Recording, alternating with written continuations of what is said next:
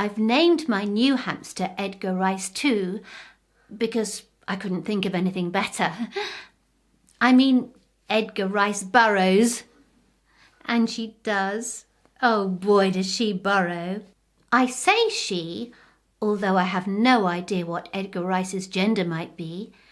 I've had a good look around with a pair of tweezers and a magnifying glass, but I'm still none the wiser. Funny, as it worked for George Clooney.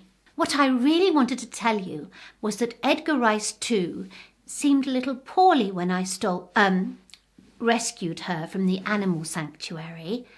So I took her straight to the vet's. The vet popped Edgar onto the examination table and gave her a thorough manual examination, shining a light in her eyes, mouth and other orifices, poking and prodding as she went. Oh, the vet's definitely a woman, and happy to be referred to as such. I got that in writing.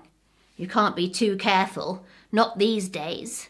Edgar seemed to thoroughly enjoy this, judging by her little squeals of pleasure. Well, the vet said, she seems absolutely fine to me.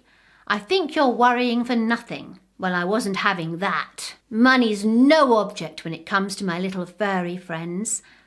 Or the scaly ones for that matter. So I asked the vet if there were any further tests that could be done to put my mind at rest. The vet told me that there were specialist tests that she could carry out for an additional fee, so I told her to go ahead. The vet popped out for a few minutes and came back with a gorgeous Labrador and the cutest little tabby I've ever seen.